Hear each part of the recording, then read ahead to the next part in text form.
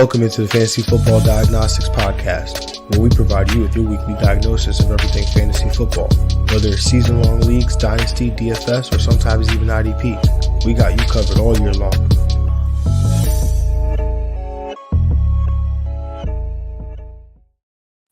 Let's do it. Let's get to it. Welcome into the Fantasy Football Diagnostics Podcast, and it is Monday, October 10th, 2022. It is episode 270, and I'm your host, John June. This guy over here, that's my guy, Greg Penniman, aka G Money. Greg, how we feeling on this Monday in week 5 that's almost over?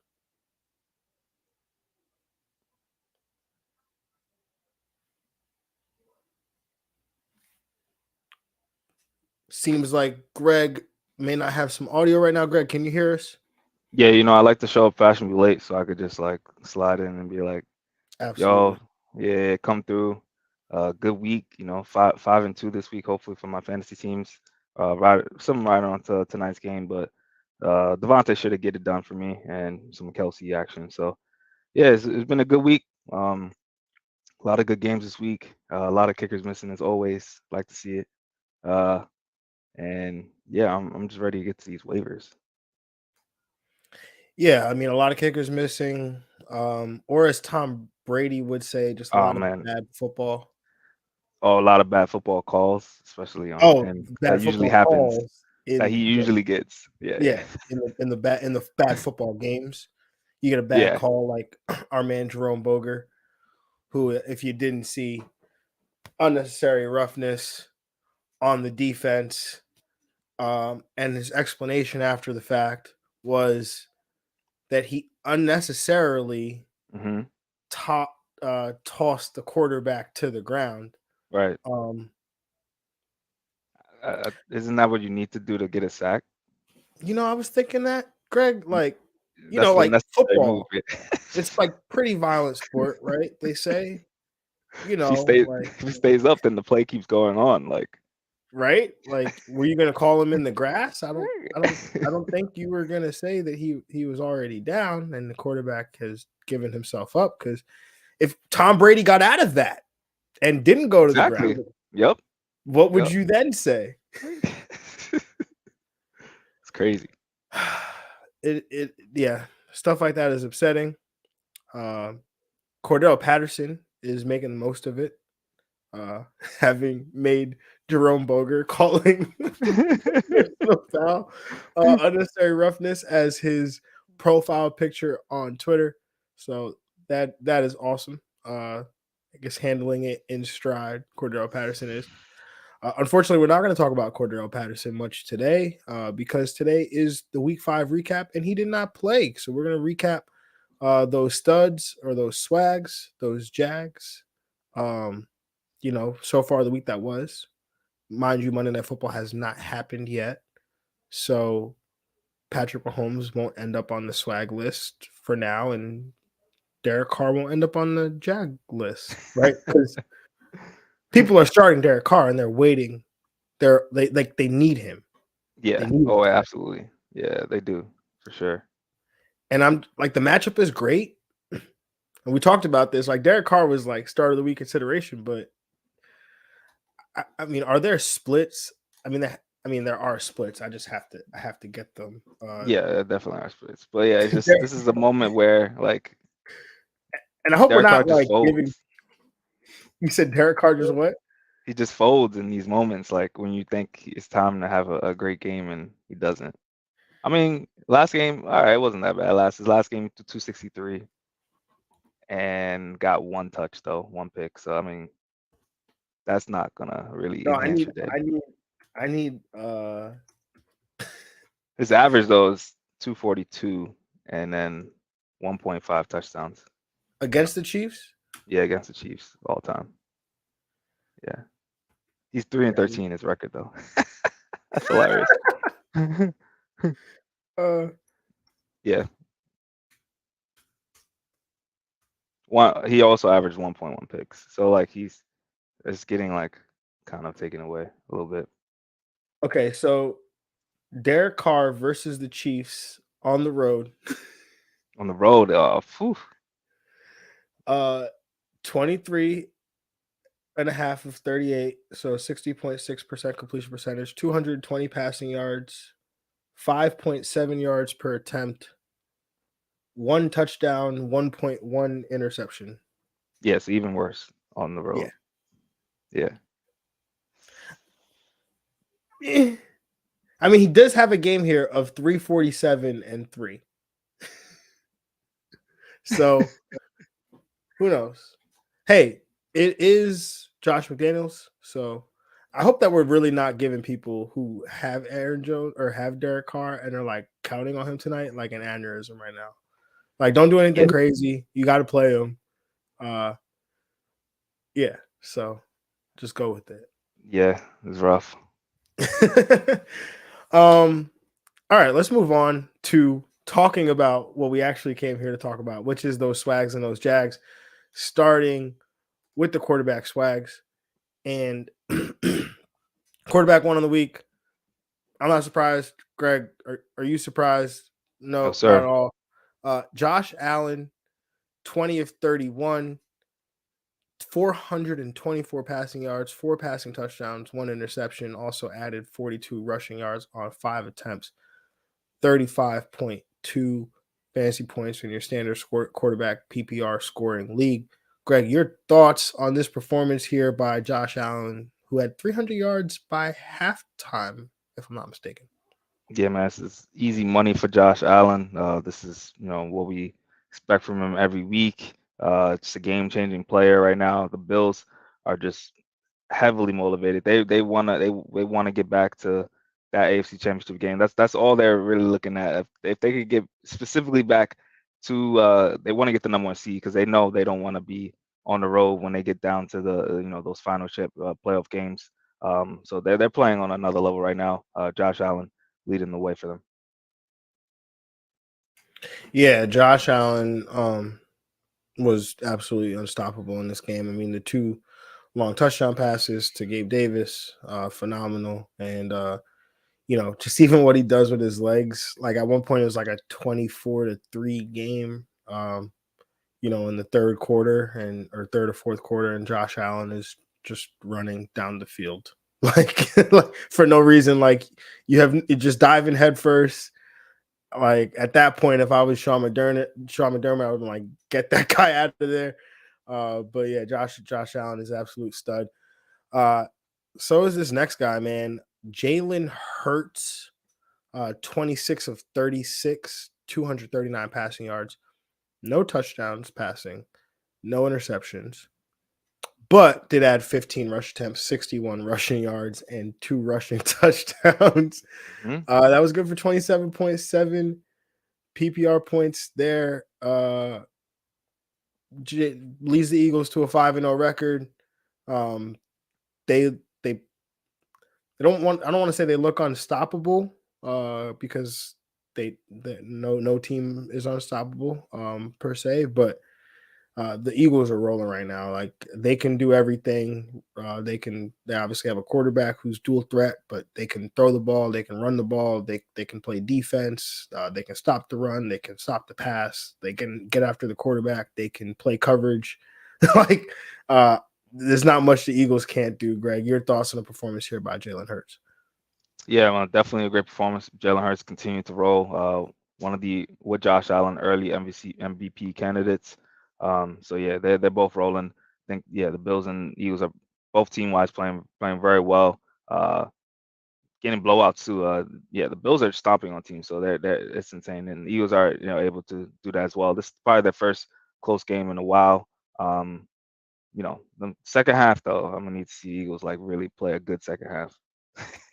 I still haven't seen a Yeah, I great mean, second half from them. Yeah. you had the kind of the two evils here, the Eagles, who are a great first half team, Mhm. and then the Cardinals, who are a terrible first half team. Yeah, they are. They are. And then the Eagles, who really haven't had to put, I've said before, they hadn't had to put much foot on the gas in the second half.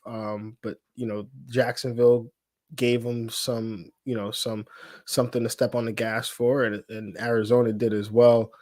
Um, Yeah, if we continue talking about this game, I'm just gonna go on a rant about Kyler Murray and Cliff Kingsbury. So Oh, let's not even. we No, can't no, talk no, about this game anymore. no, So no. We're not gonna. let's move on to the next one. QB3 on the week. That would be Geno Smith. Does it again. My man is white hot. 16 to 25, 268 passing yards, 3 passing touchdowns. Also added 3 rush attempts for 13 yards, 24 fantasy points. Do you bench him at all Put going all the forward? chips in, man. All the chips in on Geno, man. We're All all in. in on Geno. We're We're all all in, in. man. This Okay. man is a 12-team starter, any league, all format starter. If they were comeback player of the year or in most improved player of the year awards, this man is getting it. This man's on dime. He thought those Tyler Lockett 2 touchdowns were dimes in coverage. And this is not a slouch of a defense. We talked about Saints being a good defense against quarterbacks. He's a starter every week. I mean, I want him over Russell Wilson right now. That's a fact. Like this is a quarterback I'm starting over Russell Wilson next week and go for it. I think Denver might want to want him over Russell Wilson right now. No, but in all seriousness, Geno's been absolutely balling. Greg, you've been on it. You've been saying he was your quarterback stream of the week last week. You were saying, even before you were talking about him, picking him up off waivers. And he's still available in leagues. People think it's still a fluke. available. But this was a matchup that I came into it. I said, hey man, this is tough. Like I don't know if I'm willing to go at this New Orleans defense with Geno here. Seems like he's matchup proof. It's either that or through 5 weeks, New Orleans isn't who we thought they were as a defense. Or Geno Smith is exactly who we think he is as a quarterback. Take that for what you will. But obviously, hopefully you already have him on your team because you listen to Greg, because you are a listener of our show or you consume it via watching YouTube, Twitter, Twitch. But just make sure you like, subscribe, comment, all that fun stuff. Yes, sir. Yeah, and if you need some Monday Night Miracles, throw them in the chat. Let's hear them. Let's see what some people need. But let's move on to these quarterback jags. And rounding out the top 12 of the quarterback swags. Kirk Cousins comes in at 4, Carson Wentz 5, Tom Brady 6. That was your start of the week, Greg. Find that. Just keep the 7, Jimmy G comes in at 7, Marcus Mariota coming in at 8, Joe Burrow, my start of the week, who did not finish higher than Tom Brady. So it seems like Tom Brady was the start of the week to have here. But Justin Fields comes in at 10, Aaron Rodgers 11, and Kyler Murray falling in to that QB1 finish as the quarterback 12. That's his year, falling right into that QB1. All right into the QB 12. Greg, any of these top 12 performances stick out to you? Definitely good to see Justin Field get a relevant performance, especially that first half. I thought that was about to be a rout. Minnesota was putting it on Chicago, and then somehow Chicago made it a game at the end. So it's good for them to bounce back and get some passing game going for him. Yeah, I didn't see much of that game at all, actually. But I remember obviously Minnesota was my defensive stream of the week, and I'm just like, yo, what the heck is going on? Like, why is this a game? But we did talk about this. Like, Minnesota's defense is not good, and we even talked about potentially even thinking about playing Justin Fields. I said no, I'm not going to do it. I don't think that you wanted to play him either. Because we need to see more before from this whole offense. Outside of the running game, like we know that we can play them, and we'll play them in a good, David Montgomery in a good matchup. But Justin Fields, Darnell Mooney, like they have to have, like that thing has to be green in order for me to be willing to play. Yeah. Mariota. Just when I tell him he no longer exists to me. I know. 61 rushing yards, wants to finish as a QB8. Yeah, that one I'm salty about that one, not gonna lie. Yeah. And then Kyler Murray, man, I don't want to talk about it, but it was frustrating. It was frustrating He's because good for fantasy, not for football, man. not for That's all you. football. Yeah, that's all. No, it's terrible. It was terrible. Like, how do you slide there? And if you didn't see it, Apparently he heard someone say that he had it or something. Like the sideline was telling him that. I don't but know. even then, it's the presence of mind to like not even slide, right? They told you had it, so you're like, oh, okay, you had the first down, so you're gonna spike, right? I get that part, Yeah, but take it the step back. Like, why did you slide? yeah. It's like you okay. I don't know. I don't want to talk about it anymore because I'm gonna get frustrated. All right. Let's move on to the quarterback Jags. Perfect segue to go for Kyler Murray. That was salty. I'm sorry, Kyler. I take it back. He finishes the QB 12. D-Hop gets back in a couple weeks. It'll be all better. But moving on to these quarterback Jags. I only really got two. My start of the week, or my stream of the week rather, and Ryan Tannehill, who, Derrick Henry, it was just the Derrick Henry show, and Carson Wentz on the other side, making it happen. And then Matthew Stafford, who Was that a Jag? I was thinking about it when I wrote it down. Because, like, did we say we're not playing him? We just didn't like that matchup, man. That the matchup No, was I know we didn't like the matchup, but he's still highly rostered. He is. Yeah, he is. I'm sure people played him. He hasn't had maybe he's only had one QB 1 week this year so far though, but I think it's just been one. The week down, 2, very down year for him. Trevor Lawrence too, as well. I think we were. Yeah, we did, and we did. We both said we liked him over Aaron Rodgers, and he's been a turnover machine these last couple of weeks, man. I think 7 combined turnovers in 2 weeks. Yeah, for sure. With the better matchups, the receivers are back and a little more healthier. So yeah, they need to get it together. Definitely. Yeah, I mean, I didn't ask because I didn't think there were any honorable mentions for the quarterback Swags. It was a pretty low scoring week from the quarterback position. Yeah, it was. And nobody really stood out. Okay, we'll move on to running back Swags then. And the running back one on the week, this man dragging his way out of the panic room. He said, the panic room is not for me. I'm completely fine. Austin Eckler, 16 carries, 173 rushing yards, 1 rushing touchdown, added 4 receptions for 26 receiving yards and a touchdown, 35.9 PPR points. Actually tied for the running back one on the week. What's the next guy we'll get to in a minute. But Greg, you were pretty adamant that Austin Eckler should not be in a panic room, that he would overcome it. I think you got a little scared and nervous after a couple more weeks, but what did you see in this performance from Austin Eckler? Yeah, this is 2 in a row now, monster weeks for Eckler. He's just been balling, and doing what he has to do in the passing game. Got another passing reception touchdown yesterday. He's definitely got himself out the mud, becoming that top 7 to 5 to 7 pick that you were taking in the first round. So yeah, definitely like to see this. Chargers, I think, are just going to continue to be in competitive games, high scoring games. That's just the way the Chargers are in. They're gonna, the team that throws 4th and 2, scores for it on 4th and 2 when they have all the chances of winning. They could just punt it to Jacoby Brissett, but they're gonna make the game. They're gonna make the games interesting, and Eckler's gonna be in the middle of it. So continue to be a top RB1 for sure. Yeah, this game was very interesting as a Cleveland Browns money line better. It was very. I wasn't watching it, but I was very much tracking this game. Staley must have saw that because he gave him every chance. He gave him every chance. He must have bet on the Browns.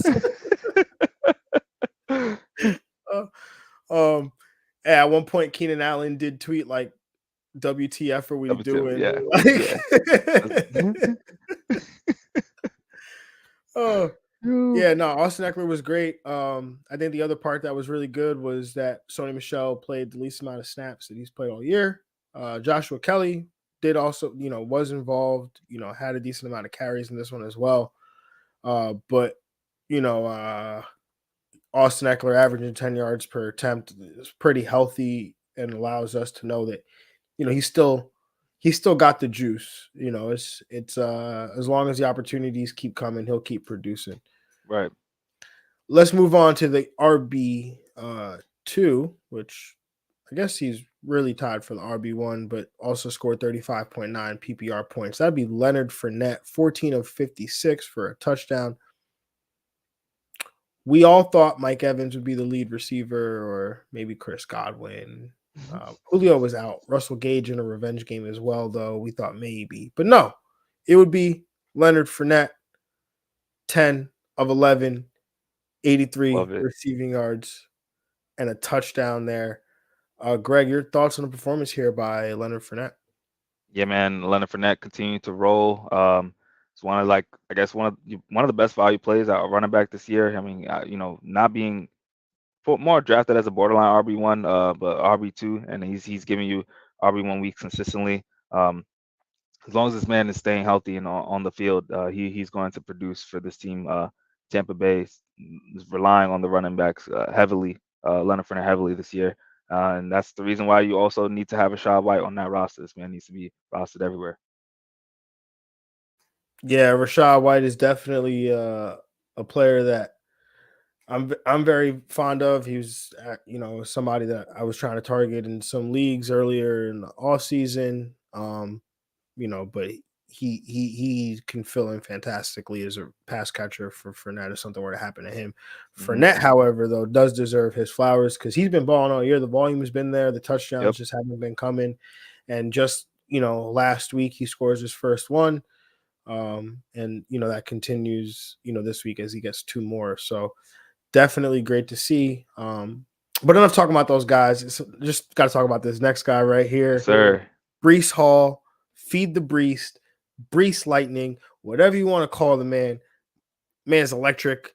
18 of 97, 1 touchdown rushing, 2 targets for 2 receptions and 100 receiving yards, 27.7 PPR points.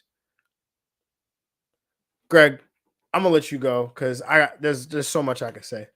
Oh, I mean, I'll be short, man. This man's been balling though. Yeah, the emergence here. We knew it was coming, and now the breakout game is here. That one run where he's just dragging the defender almost all the way into the end zone is showing his strength, his agility, everything he has.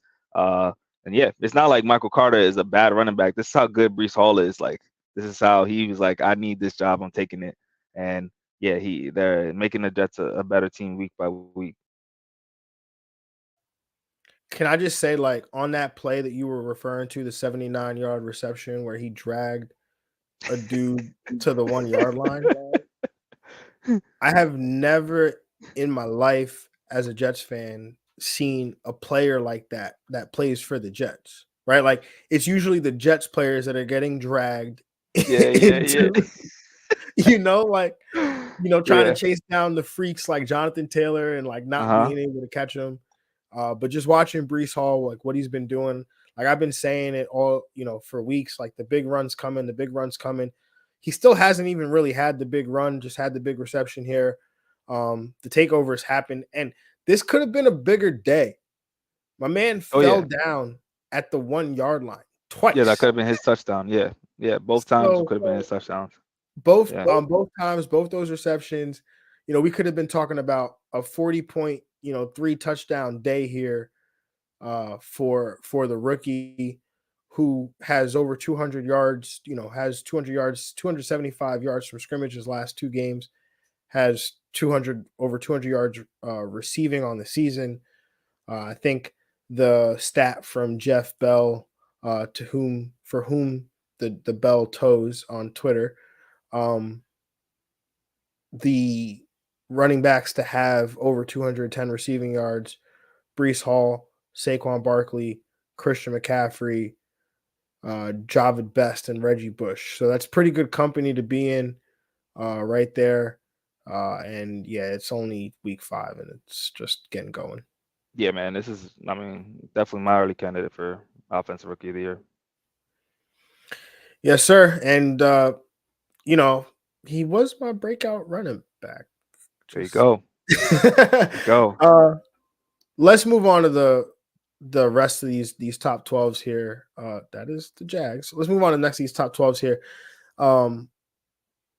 RB4 Derrick Henry, RB5 Dalvin Cook, the RB6 Nick Chubb, RB7 Alvin Kamara, tied for the RB7 with Alvin Kamara was Christian McCaffrey, the RB9 Tevin Coleman, the RB10 Damian Pierce, the RB11 Jeff Wilson Jr., and the RB12 Saquon Barkley. Greg, Whew. any of these guys in the top 12 stuck out to you? This is a great list. A lot of high scoring RBs in the last couple weeks. I've been putting up some monster numbers. You look at the like a usual first round for any like first round draft, like Dalvin Cook, Nick Chubb, Kamara, and McCaffrey all back to back to back, which is great. And then you got the young people like stepping up. And Damian Pierce, man, every week showing those people that drafted late, getting them in the third round. He's hitting every value right now.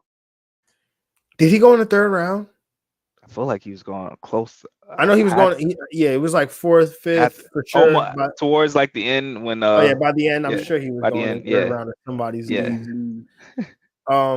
Yeah, I mean, he's been absolute value. You know, he's been really good, and you know, we were talking about how his value wouldn't be as high unless you know he's getting all that work. You know, this has to be the James Robinson from 2 years ago. Like that's what he would need to do in terms of the volume and the opportunities and playing for a bad football team. And he's doing that. So and he's excelling. So you know, he's looked fantastic. So Yeah. he's been really good. Yeah, Alvin Kamara having that bounce back game, that was huge for managers there. Probably closes that buy low opportunity. You know, because he was a guy we talked about in the panic room last week. And I was pretty adamant. I was like, no, we got to keep him out of there. Nick Chubb didn't have like the day, but I mean, he's on. Nah, He's on. Nick Chubb is. Go Yeah, ahead. Nick Chubb is wild. Nah, yeah, he's. I mean, if I'm redraft, I'm taking him top 3, like, and for RBs, yeah, like he's been balling every week. Yeah, he's on a pace for a career year.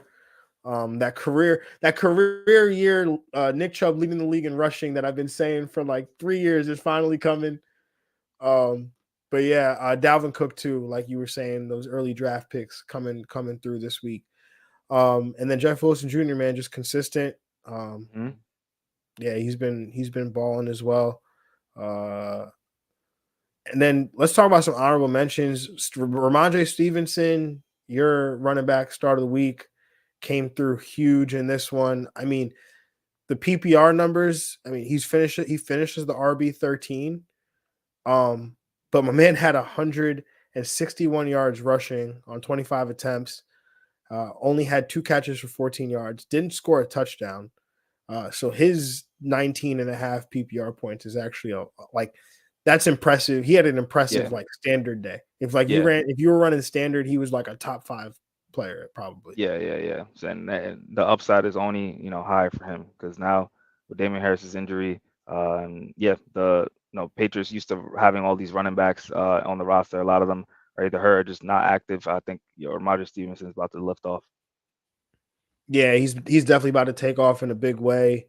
As you alluded to, the Damian Harris injury, he injured his hamstring early, I think, in Sunday's game. Left the game and therefore left all the work to Ramondre Stevenson. And as Greg was talking about, this just means that Ramondre is going to get pretty much all of this work, the run game, the passing targets, right? Like the Patriots used to have like a James White, or they even were doing it with Ty Montgomery earlier in the year in regards to having, specified roles. Like you're our early down back, you're our pass catcher, and then two of you guys are mixing around the goal line. This is about to be something we haven't seen. I'm going to say never because it's hyperbolic, but we have not seen by Bill Oh yeah. Belichick Oof. coached offense in a very, very, very long time, which is a true 3-down running back. Yeah. Nah, I don't think of. Nah, I can't remember. Yeah. Corey Dillon's the last person I could think of, and even Corey Dillon had a Kevin Falk. So like, I don't know. Some other honorable mentions: David Montgomery, man. We talked about the dude's toughness.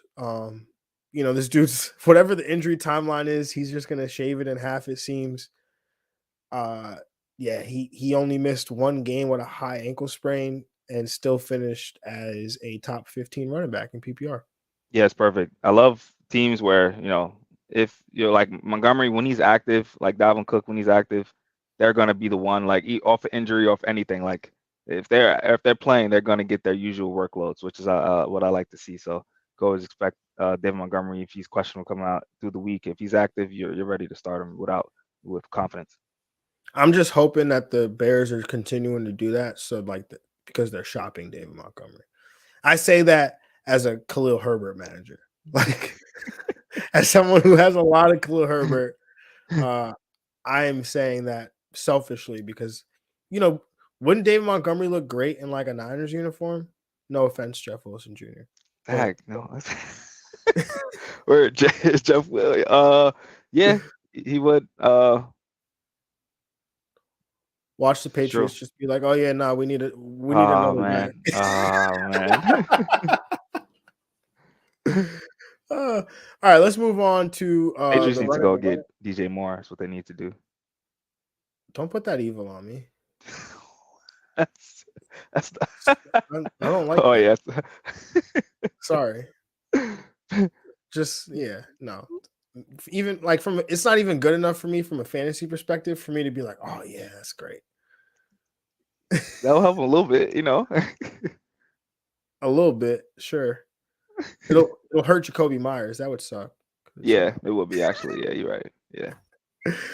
All right, let's move on. Let's move on to the running back Jags. James Robinson, my start of the week. That was, I don't even know what to make of that. Travis Etienne had a good game. The Jags lost. James Conner, he left the game with a rib injury. As did Darrell Williams, actually. So I'm sure that we're going to talk about Benjamin a little bit later. Miles Sanders didn't have a great game. Zeke Elliott, Jamal Williams, Devin Singletary, which Devin Singletary one is weird because 6 carries for 42 yards and his team won like 30. I don't even remember. I don't even know what the final score was. 38-3 or something crazy. I mean, they just kept throwing the ball. Like they throw the ball. That's what they do. Even if Devin Singletary is over here averaging 7 yards per clip, they're just gonna be like, okay. I think it was one more too. Antonio Gibson, Najee Harris. Yeah. JK. Oh yeah, JK Dobbins. Yeah. Oh, and then the Packers running backs. But that Giants defense, man. That's what can I say, It's crazy because this was the first. Well, we still don't know, right? I was gonna say this was the first opportunity where the Giants actually played somebody because previously you could like, right. the Giants defense, but they played like Justin Fields, Cooper Rush, and I don't even know who the other person was, Baker Mayfield. And then it's like, oh, but now they play the Packers. But then it's like, but the Packers almost lost to Bailey Zapp last week. So, and then they play the Jets this week. So it's like, when are we going to know what the Packers really are? I mean, Packers are definitely different without Devontae. It impacts them all. So now defense is just focus more on the run because they can get more coverage sacks and stuff like that. Like their receivers are just not doing it. I mean, throwing 5-yard passes to Randall Cobb is not going to get it done. Bro, that's the other thing. I mean, Aaron Rodgers is out here throwing bubble screens. Like everything was it looked like Kyler Murray. It was like everything was a bubble screen. I couldn't get it done, man. Like we're sitting. I mean, I could sit there on the couch and we could sit there and be like, oh, okay, well, They got 2 to that side, or they got 3 to that side. The Packers, the Giants got 2 with an overhang. They're gonna throw the bubble screen, and then for sure they would throw the freaking bubble screen. And it's like at one point or another, you can't live and die off bubble screens all day. Yeah, no. It's like everything they did was try to attack the Giants perimeter, but they can't. They don't really have a guy to get vertical. They were really hoping Christian Watson could be that, but he's not. He's not yet, and he was dealing with a hamstring. Romeo Doubs is a good player, but I don't think he's that player yet either. And I think if it wasn't Devontae Adams, getting hit on shot plays, I'm gonna say it, but it was Marquez Valdez-Scantling.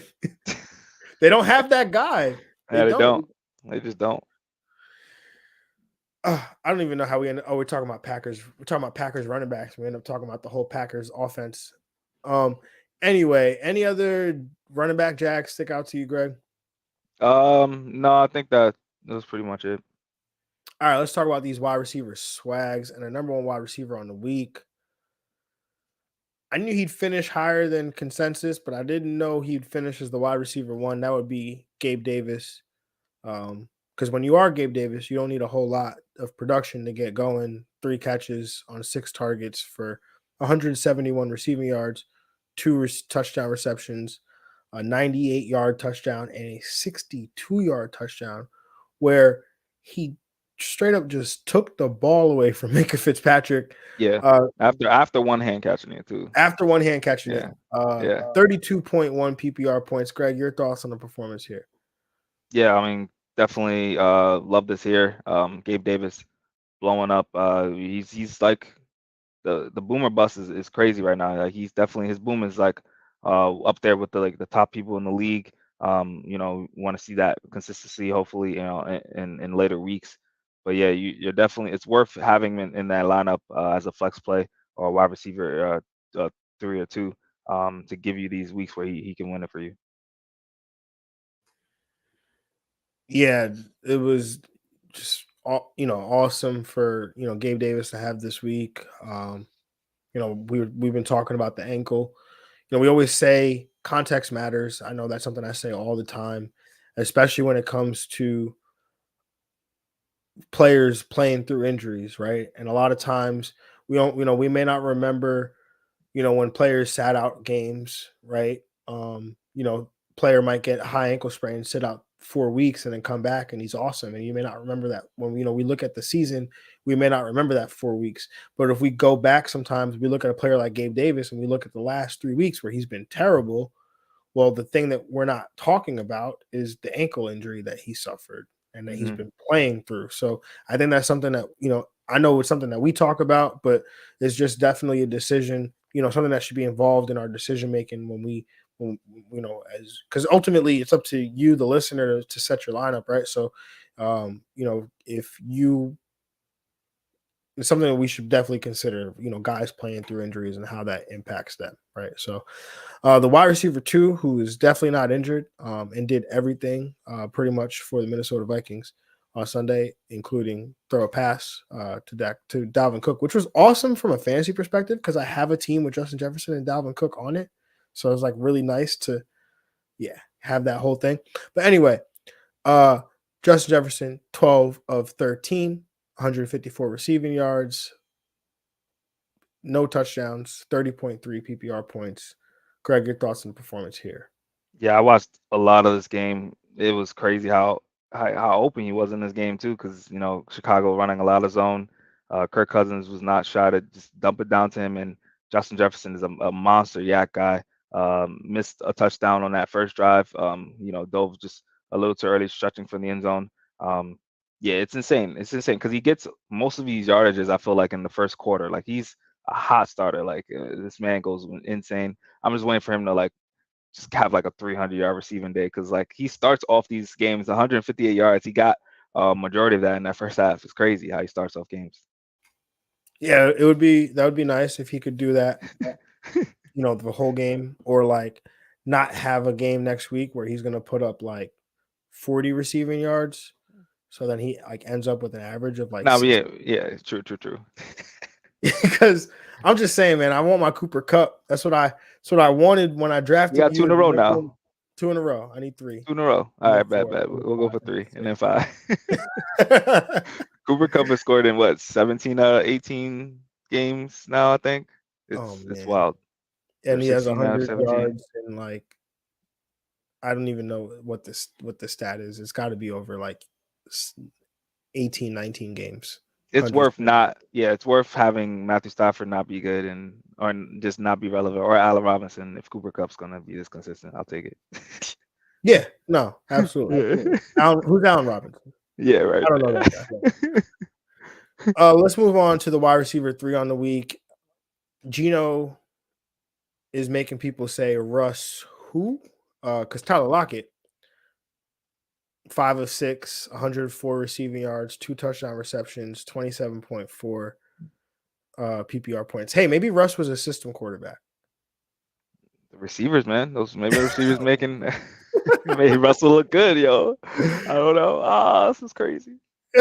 Greg, your thoughts on the performance here by Tyler Lockett? Yeah, his deep passes, able to get open. Geno Smith throwing him absolute dimes both times. Love to see it. Think both receivers are very relevant now. With Geno Smith, those receivers I think are easily wide receiver 2 plays, top 20 plays every week. And the upside for more for wide receiver 1 performances. Yeah, I totally agree with that. These guys, I think last week I said that because basically all season I've been doing this with the Seattle wide receivers. I was like, they're unplayable. It's like, all right, they're wide receiver 3s with like wide receiver 2 upside. Like last week it was like wide receiver 2 to wide receiver 1 upside, and I think they're just for Geno. Yep. Just for Geno. Like they're gonna be wide receiver 1. So when my projections and my rankings come out, they'll be like both of them in the top 16 or 18 of wide receivers, and it's going to be absurd. Let's I guess round out these swags here, and we got in at the wide receiver 4, Cooper Kupp, 5, Diami Brown, 6, Stephon Diggs, 7, Jacoby Myers, 8, Mike Williams, 9, Marquise Brown, 10, Amari Cooper, 11, Devontae Smith, and 12, DK Metcalf. Greg, your thoughts on the performance here by these guys in the top 12? Yeah, again, love to see both the Seattle running backs as wide receiver 1s. That's pretty Smith, impressive for 2 running backs to finish as wide receiver 1s. Yeah, two wide receivers to finish as wide receiver 1s. Devontae Smith too has just been continuing to emerge as a great value play at the receiver position. And yeah, I like it for sure. Jacoby Myers though has emerged as relevant, I think, and finally getting in the end zone again. But I think he's going to start seeing the end zone more and becoming a definitely all formats type player for wide receiver. They play Detroit again next week? They don't. I'm just messing around. Jacoby's gonna ball. I just had to say it, man. I just had to make that joke. Jacoby's gonna ball. Mac Jones is getting healthier, so that should be easier to not have to catch passes from Bailey Zappe. I don't even know how you say it. Sorry, Bailey. And yeah, Devontae Smith, totally agree. He's been balling. Love that. Yeah, Detroit's on a bye this week, man. I can't attack them at all, man. That sucks.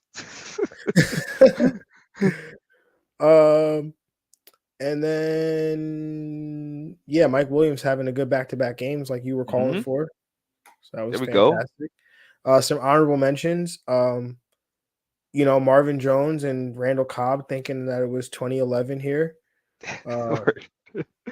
Marvin Jones finishing as a wide receiver 13, and Randall Cobb is wide receiver 14 with 13 targets. It just seemed like Aaron Rodgers was trying to get Randall Cobb a touchdown. Yeah, usually when it's a Randall Cobb game, like he definitely force feeds it, but it was working in the first half. So it just really seemed like every time they got into the red area, he's like, "All right, we're gonna get Randall a touchdown here," because they just kept relentlessly targeting him inside the 13. 5 That's league leading 13 targets on the day. I don't want to play fantasy football when that's the case. Khalil Shakir, we shouted him out. Yes, sir. had He a did. had Yep. a good game. George Pickens, I'd say that he's pretty much playable now. We can Along with activate Josh him. Reynolds, keep rolling him out there. Yes, Josh Reynolds as well. Which takes us into the Jags because Josh Reynolds had to eat, which means somebody had to not. And Amon-Ra St. Brown, who if you got that alert, he practiced on Thursday, practice on Friday, and he was gonna play. You put him in your lineup. There was no Yeah, way. he got the benefit of the doubt. He's deserved Yeah, that if he's starting, he's playing. I mean, maybe he can be like you said it, but maybe he's getting more healthy. I think next week he have a better week. But yeah, for sure. yeah, definitely. A guy who doesn't have that opportunity because they have a game next week is T. Higgins. Was limited in Sunday's game with an ankle injury. Came into Sunday's game questionable with that ankle. Played, was active, and then The worst. aggravated the ankle injury during the game. And Zach Taylor said that they could have played him in the second half, but I guess they weren't losing by enough points. No, I'm just kidding. They just kidding. They were winning the game until the end with a last minute field goal. They could have But really used him, I thought. they definitely could have used them. But yeah, didn't have a great day, which I think put a cap on what Joe Burrow could have essentially done, Hmm. as well as Jamar Chase, because now, you know, what makes T. Higgins and Jamar Chase so great is that you can't double both of them. Right. So you have to essentially pick your poison. And when T. Higgins was out, Baltimore basically said, okay, well, let Tyler Boyd and Hayden Hurst beat us. We'll live with that. Yep. Jalen Waddle, he's another guy. He's playing hurt right now. Injured his Yeah. groin a couple weeks ago. Has not been the same Jalen Waddle since week 2. Shout out to Greg, the you're Jets. smirking. I got to see it. Disrespecting Jalen Waddle, the Jets, man, doing the Oh, waddles Michael during the Carter game. doing the Oh Waddle. man. Oh, so disrespectful. Yeah, it was Hilarious. pretty nice to see. And then Sauce, I Yeah. don't know if you saw on his His first interception, pick. threw up Hmm. the Tyreek peace sign. Oh man. Yeah, it's a good, healthy division rival game. Yeah, I like it. Where the For Jets sure. were not getting bullied, but this is not a podcast for that, so we're not going to talk about that. Speaking of the Jets, though, the Jets wide receivers are all Jags, but not because they played poorly, but this game basically there was no passing in the fourth quarter, and Zach Wilson attempted only, I think, 5 passes to wide receivers in the second half, or targeted wide receivers on passes 5 times in the second half. So this was not a game for them. Your start of the week, Robert Woods. I saw that game a lot too. He dropped a couple passes. I mean, he was targeted the most on the team. So, yeah, it was definitely So not. It could have been an opportunity for him. we can go back to that well again. That basically means Drake London. The matchup wasn't great. He has this questionable tag in Yahoo, which is like kind of scaring me because I have no report. I've seen no report. I've put his name in Google. I've got nothing in terms of an injury. But he's got a questionable tag, which is he did not have going into the game, which I didn't like. So Drake London, not the greatest game, but again, back to back, not great games. But the matchup this past week at least was definitely a tough one. Yeah, and then probably all the Jags receivers, not named Marvin Jones. So Oh Zay yeah, Jones Christian and Kirk Christian definitely Kirk. ends up on this list. I mean, 2 Yeah, targets, I think it was, for 13 yeah, yards. That's definitely not what you want from a guy we talk about as the number 1 receiver. All right, let's move on to tight end swags, man. And the number 1 tight end on the week. It's not even fair. Can we basically even call him a tight end? I mean, that's where he's listed. that's what it is. Yeah, they had to keep him at 1. I mean, it was better than when he had QB and tight end. That was crazy, but I mean, he does have QB and tight end. he still does. Yes. In Wow. Yahoo leagues, he has QB and tight end. So if you are ever hurting that quarterback in a super flex league or whatever, you can Hey start man, to He probably has the most quarterback points to Russell Wilson at this No. point. Oh man. The number one tight end on the week would be Taysom Hill. Taysom Hill. 9 carries, 112 receiving yards, 112 rushing yards. Sorry, 3 rushing touchdowns. Also added a passing touchdown and recovered a fumble on special teams. So Crazy, man. Greg, your thoughts on performance here by Taysom Hill? This is what Taysom Hill does. Like, and the plays are not even like crazy special. He's literally running straight lines like in Wildcat. Like, he's not crossing anyone, like juking anyone. Like, they're just straight blocking well for him, and then Taysom Hill using the speed to run up the gut and get touchdowns.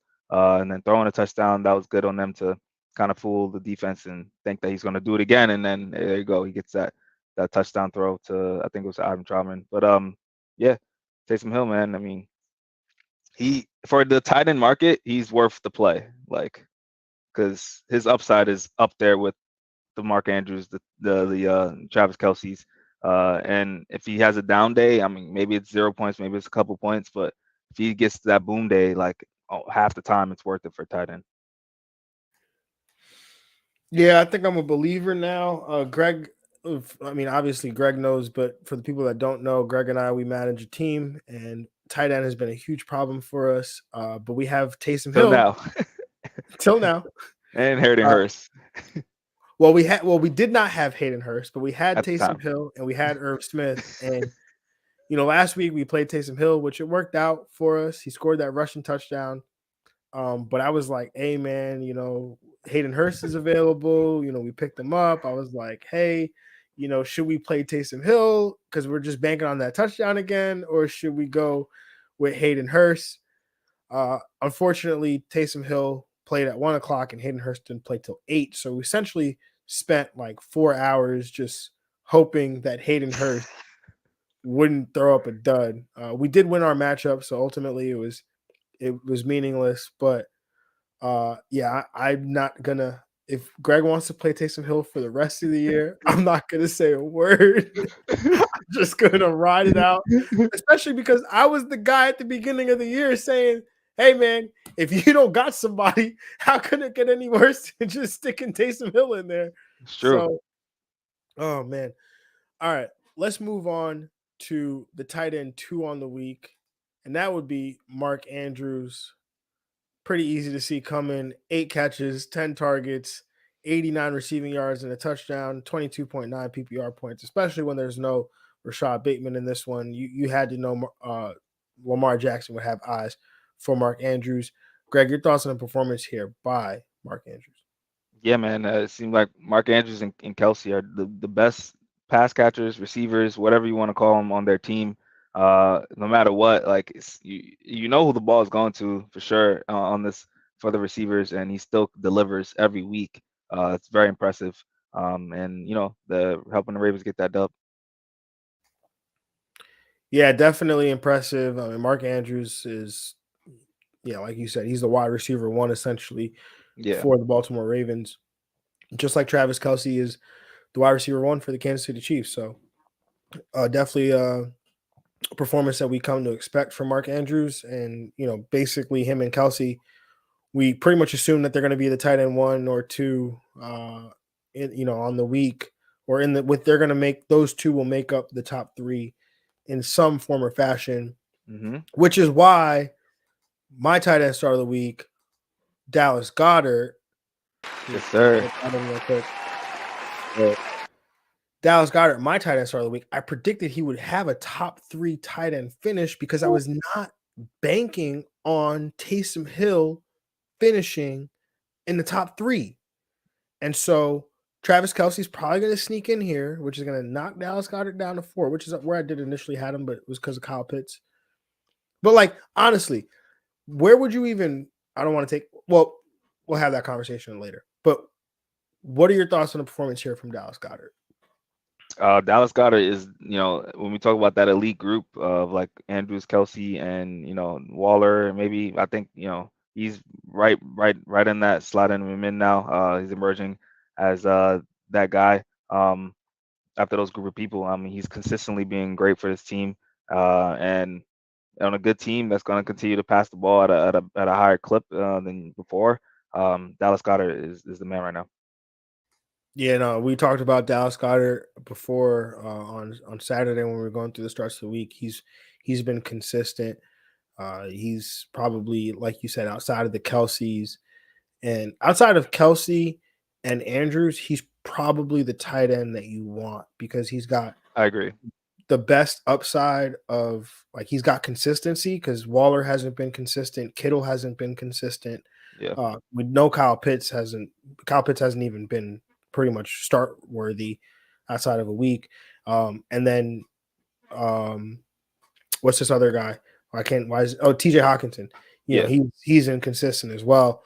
But Dallas Goddard also has this upside where like his offense, he plays in a really good offense and Yep. he's surrounded by good weapons where like some days he's going to go into games and he's going to be the only guy who's left uncovered because teams are focusing on AJ Brown. They're focusing on Devontae Smith. They're focusing on not letting Jalen Hurts beat them in the run game. And all that ties into Dallas Goddard being a really good fantasy option. Absolutely. All right, let's give out this next set of flowers, this next set of recognition. I'm gonna get a drum roll in here one day for our tight end, our touchdown or not tight end of the week. And Greg, this one is gonna go home to you because we had two options here. We could have gone with Adam Troutman, who was the recipient of the Taysom Hill touchdown reception. Mm-hmm. But instead, we're going to go with New York Giants tight end Daniel Bellinger. Yeah, definitely. Because he channeled his inner Taysom Hill and scored a rushing touchdown. Big time. Had 2 receptions on 3 targets, 22 receiving yards, but no touchdowns receiving. But the Giants call this reverse pass to the tight end, which I've never seen before. I've never seen teams throw the reverse pass to like the wide receivers, other running backs. Maybe. And the Giants don't got no wide receivers, man. Oh no, that's the problem, right?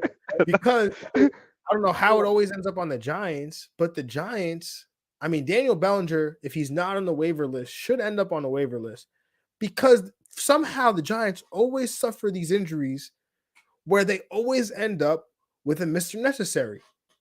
They do. Yeah. They're becoming their tight end. Yeah.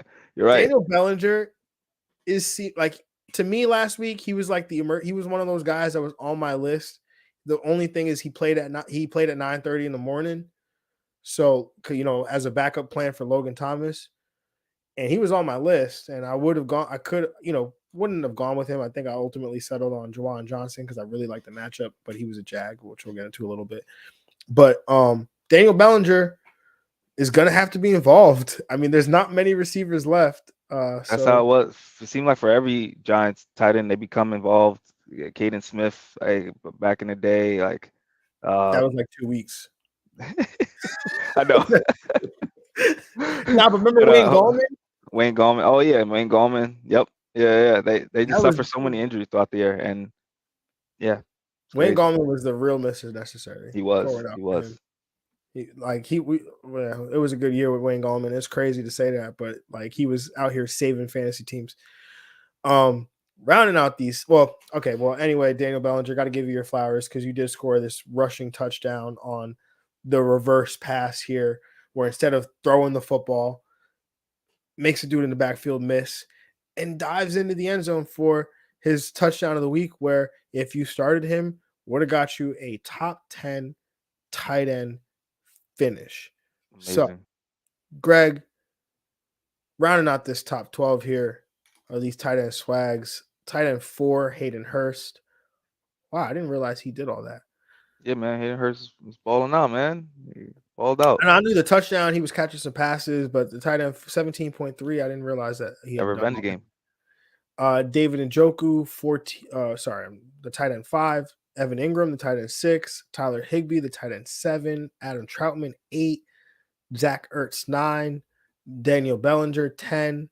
Cade Otton, 11. And Hunter Henry comes in as the tight end 12. Greg, you were nodding. What do you got to say about Cade Otton over there? Yeah, well, I guess that was like the late instant slide in for when Cameron Brate, you found out that because we like Cameron Brate when he's in healthy. So that's good logic for people that putting Kate on after the injury news, aka also John doing that. Yeah, I actually did tweet that out. On the morning when Logan Thomas, we found out he was going to be out because he was somebody that he was my stream of the week. And I said that, hey, Juwan Johnson is who I'm pivoting to. But Cade Otton is a deep, deep league option. And probably should have just gone with Cade. I mean, hindsight's 2020, but the tight end role in New Orleans, not very well defined. In Tampa Bay, definitely well defined. So, Cade Otton's probably somebody we should pay attention to, depending on how long Cam Brate is out. Yes, no one else I really want to talk about. I mean, Tyler Higbee's been consistent, which is crazy. he has. Yeah, Zach Ertz is just like he's like tight end purgatory. It feels like it's like he's gonna always be in like that 8 or 9 range. Never really gonna finish in the top 3 or 5. That's fine. That's fine though. Yeah, no, it's fine. Yeah, It's fine. yeah. You'll take it, but it's just I don't know. We'll see. 10 targets last week. That was still good. 48 receiving yards though, so not very good. Some Jags, some tight end Jags. George Kittle, Robert Tonyan, Pat Fryermuth, who got a concussion and left the game. Tyler Conklin, Greg start of the week, who put up a straight goose egg. But again, that was tied to the game script, I feel like. And Juwan Johnson, who I pivoted to in a great matchup against Seattle, and he 5.3 PPR points. Not much to write home about. I mean, the New Orleans Saints tight end did do well, technically. I mean, technically, right? Taysom Like Hill is listed as their tight end in man. fantasy. Seattle's tight end numbers just went through the roof. Oh yeah, as far as against the because last week they had TJ Hawkinson. Yeah, you're right. So this week, if you had put Taysom Hill through a projection model, which I did, he came out as the tight end 1, which I was like never gonna rank him there. I'm like, never gonna do that. Word. Seattle gets the Cardinals next week, so there you go, Zach Ertz. Zach Ertz gets the Cardinals play Seattle. Yep. Good to know. So Greg's tight end start of the week, guys. You heard it here first. All right. In terms of the news and injuries, I know we're pushing over, so just want to wrap this up so we can get through these waivers. But we talked about Damien Harris left Sunday's game with a hamstring. Rashad Penny out for the season with a broken tibia. T. Higgins was limited with the ankle. They said he could have came back, but he didn't. So kind of leads me to believe that might be a problem.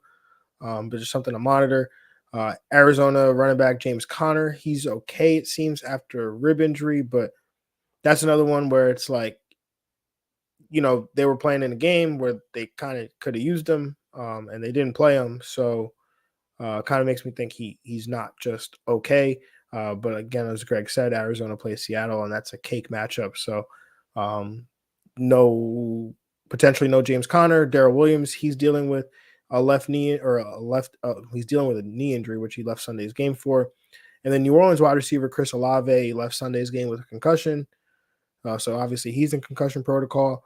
Pat Fryermuth, the tight end, also left Sunday's game with a concussion. That's his, believe, 3rd concussion in 2 years of being in the league. So that's obviously concerning there. Quarterback Baker Mayfield is in a walking boot for a high ankle sprain. And Matt Rule, the coach for the Carolina Panthers, was fired today. So, yeah, we'll see what impact that has later on in the week. But Tyreek Hill is in a walking boot. Injury is not to be serious, but he's dealing with a foot injury, or in the words of Tyreek Hill, and I quote, Cheetah just has a hurt paw.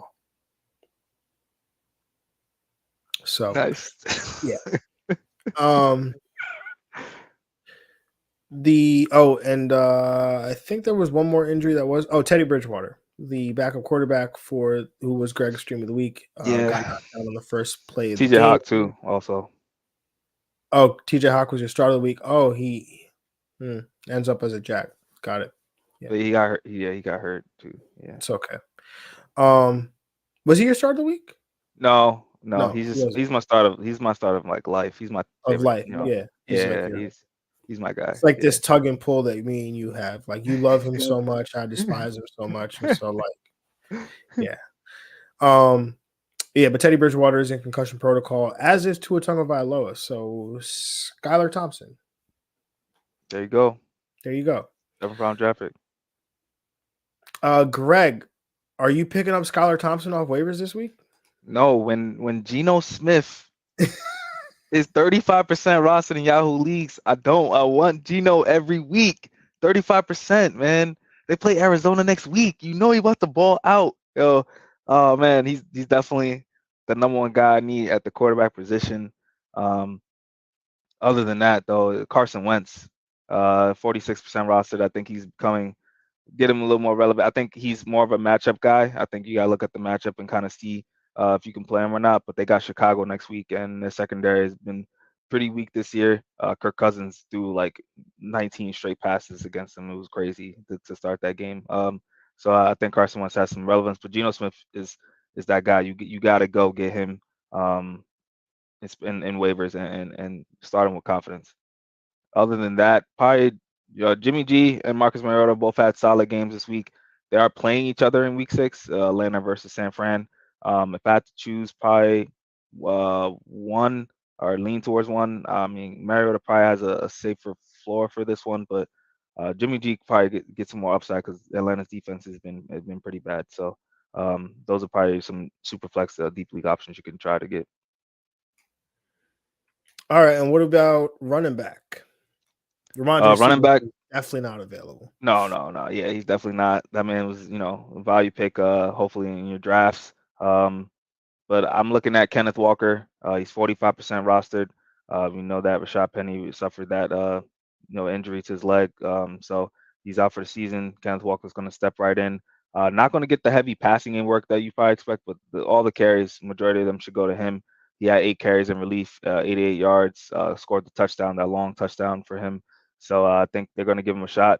He has some draft capital. So he's going to, I think, instantly, when Seattle, a team that runs the ball a lot, he's going to, in a team that's doing better offensively, he's getting into that RB2 territory right away.